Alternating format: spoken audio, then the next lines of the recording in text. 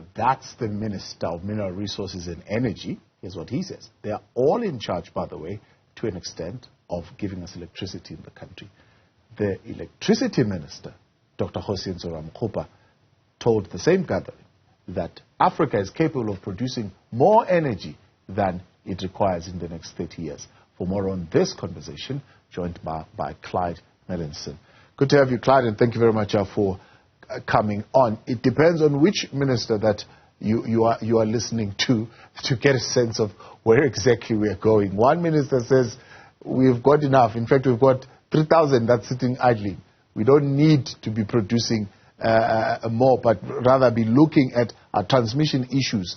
And then you've got another one who says South Africa in particular can produce more energy in the next 30 years. In fact, we could be the players who define what just energy transition is within the African context. Is this a good problem to have?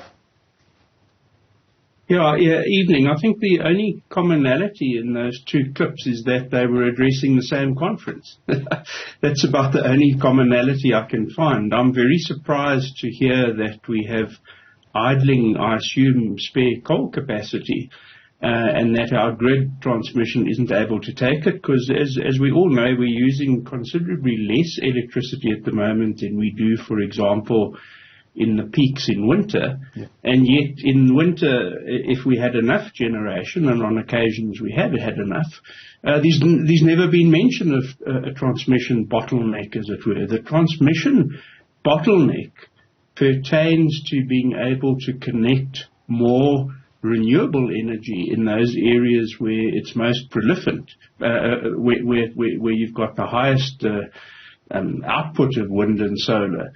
And we need to strengthen our grid in order to get the wind and solar to the load centres, mainly in Gauteng. That's one view anyway. I'm of a view that we certainly do need to strengthen our transmission grid, but not to the extent that is made out, because the beauty of renewable energy is that it's distributed. So we can produce wonderful quality solar, for example, in Gauteng. We don't have to produce it in the Northern Cape and transmit it to Gauteng. And that's if you like, one of the big advantages of solar and wind is that you often have plentiful resources right on your doorstep. You may have slightly better resources far from your doorstep, but then you've got to still transport them here. Yeah. So in this case, local is lekker, if you like. So I gather from what you're saying, probably, is that you would put more emphasis at this point, maybe on storage, and then we can talk about how we transport it. Yeah, look, storage is important, but you and I know you can only store something if you've got an excess. So I always joke about storage and saying it's no good having a big grocery cupboard if you haven't got any spare groceries to store. So at the moment, we're better than we were this time last month, for example, where the beginning of September was particularly bleak. But we have a chronic shortfall still of energy. And storage without having a surplus that you can store, because the whole trick with storage is you store when you have a surplus and you release it when you have a shortfall. We do definitely need to build a lot of storage, but we need to do that in parallel with dramatically increasing the amount that we produce so that we've got something to store. So do you think they're taken by surprise? I find it quite surprising for the minister to say, well, you know, bid window 6. You announced bid window 6, and you knew how much bid window 6 was going to give us. Why are we sitting with a situation where bid window 6 is giving us 4,200 megawatts, but we can only take 1,000 megawatts? Well, one of the problems was that bid window 6 should have had a lot more solar, because the solar was more distributed than the wind. And so they had said for some reason that solar's capped at 1,000. And so we turned down, I don't know, something like 2,000 or 3,000 megawatts of solar that could have been connected because it wasn't in the bid window. It was bid, but the bid window said we only allowed to have 1,000 solar. When it comes to the wind that we wanted to put in, what people need to realize is that in a future electricity system, we de facto will have surpluses. We will have to manage surpluses at certain times, which is why we need the storage. And I would far rather be in a position where I was grappling with the challenge of what to do with a surplus than scrambling with the catastrophe is that is having a shortage. And I mean, load shedding means you've got a shortage. So in future systems, we will build more wind and solar, and they will produce more than we need on many occasions. And much of that excess that is produced will be put into storage to release when we're not having as much wind and solar. And so the three need to be done in parallel. The wind, the solar, and the storage. And storage also, it's very easy to see how storage increases the utility of the grid. So you can say, gee, when the wind was blowing in the Western Cape or wherever, and the grid wasn't big enough to evacuate it, you say, well, why don't you pop it into storage? And then when the wind isn't blowing so much, you can then release it from the storage up to Gauteng. So you need to look at this thing in totality. You can't cherry pick different bits and pieces of it. Well, that's one conversation, wind and solar, but it seems the Minister of Electricity placing a whole lot of hope on another energy carrier, green hydrogen, saying that it can produce up to 50 times more energy from renewables than the world estimated demand. What's your view on this energy carrier? Well, first of all, I find that an astonishing statement because 50 times the world energy is an enormous amount. So I'm hoping the minister got his decimal places incorrect there. We can certainly do that, but why would you want to produce 50 times more than the world needs? Your storage cabinet would be overflowing, if you know what I mean. But it shows the potential. The other thing is that green hydrogen is a product of renewable energy. So in order to produce green hydrogen, you need to produce wind and solar. And what astounds me is that South Africa is positioning itself as being a world leader in the production of inexpensive green hydrogen produced from wind and solar at the same time as we're saying we can't produce electricity for our own people with wind and solar because it's too expensive. And those two things don't clock.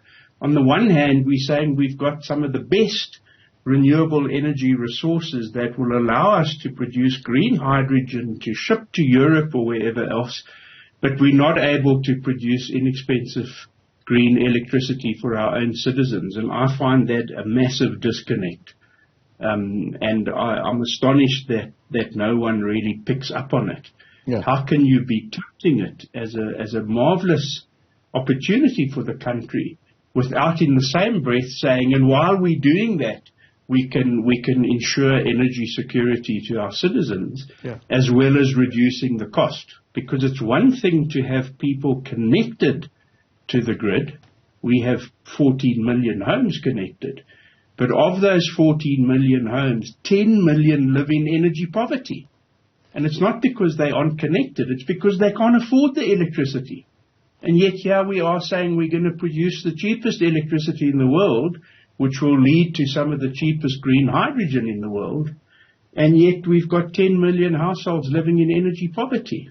The two things are different pathways, and they can't be. They must converge, and we must ensure that the transition that we're going through and that the world is going through is positioned and used to effect a just transition, a socio-economic transition. Yeah. That reduces our Gini index in South Africa and shrinks the gap between the haves and the have-nots. He seems to be speaking, though, Clyde, of green hydrogen that is derived from mineral resources, from the African iron ore. No, what they're saying there, you've got that confused, is you produce steel, you take iron ore and you produce steel by reducing it with the use of green hydrogen instead of the traditional way of producing steel where the reductant is normally coking coal. So you're producing a green steel by using green hydrogen, and the green hydrogen is manufactured from wind and solar. Right. So you're not mining, the stuff you're mining allows you to produce the green hydrogen, which then allows you to produce green steel. So you're saying, again, you will be producing that green hydrogen from wind and solar, but you're saying it will then be used in the mining sector to be able to get the iron ore off the ground? Well, it will be used mainly to beneficiate the iron ore. Right. So the iron ore will be mined at Sishen, for example, railed down to Saldanha, where ArcelorMittal, or whatever they're called, have got their smelter. And they'll say, right, we are going to reopen the smelter and we are going to produce steel, and we're going to produce it using hydrogen as a reductant and instead of other methods. And that's what's referred to as green steel. And the value then of turning iron ore into steel, and in particular green steel, means that it has a wonderful export opportunity. Right. He then goes on further.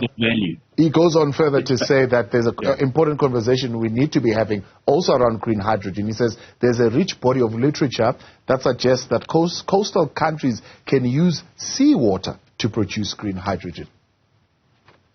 Yeah, well, there's often this talk about how much water you need for hydrogen, and I haven't done the maths myself, but I think that the volumes of water we have in South Africa, let's say in the Garib Dam or something, when you convert water into green hydrogen, it's not like you need. I would suggest that the coal plants that we currently have use more water to run their operations than you would need to produce enough green hydrogen for the whole of South Africa and for export. So I'm a bit confused about picking the issue of, obviously you need water to electrolyze and split into hydrogen and oxygen, but the volumes of water used just in the coal mining and the coal plant where we produce electricity, to my mind at least, and I haven't done the sums exactly, are more likely greater than the amount of water we would need, certainly to start a green hydrogen operation. And then, of course, the other thing with seawater is before you could turn it into green hydrogen, you'd have to desalinate it. And in order to desalinate it, you need electricity. And guess where you're going to get the electricity from? From wind and solar. So we need to build even more wind and solar then to desalinate water.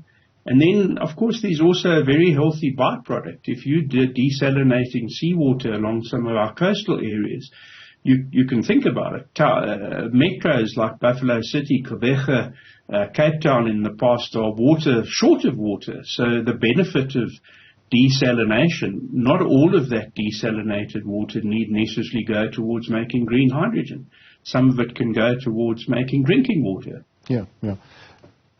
How is his maths here? He says the sub-Saharan Africa resources have the capacity to produce anything between 5,000 and 13 million tons per year of green hydrogen. I don't even know what that means, and how much would that be? I had a look at it, and I'm not as clued up on green hydrogen as I should be, because the important thing with green hydrogen, I don't actually like it as an energy carrier. In other words, we take renewable electricity to make it green hydrogen. We convert the hydrogen, the water into oxygen and hydrogen. We then put that hydrogen through a fuel cell and we produce electricity again. And all of those steps have inefficiencies. So by the time you get the electricity back, you might only be getting 50% back from what you originally put in.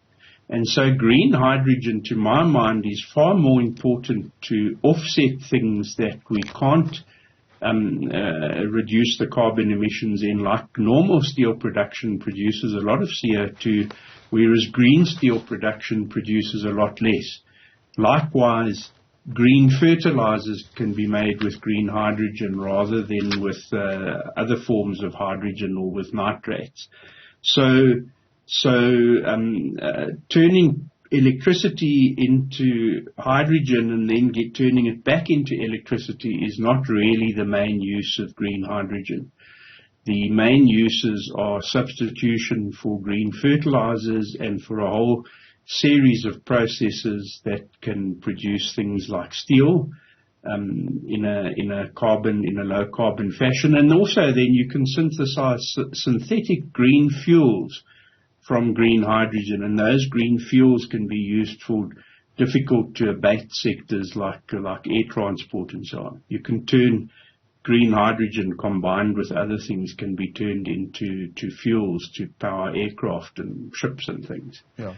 But to turn it back into electricity is a bit like like heating water to make steam, to make electricity, to then heat your water back at home for your geyser. It's the whole process. By the time you get the electricity out or you get the hot water out from your geyser, it's about 20% efficient, if you see what I'm getting at. It would be nice if they could pipe hot water directly from a coal plant to a person who needs hot water.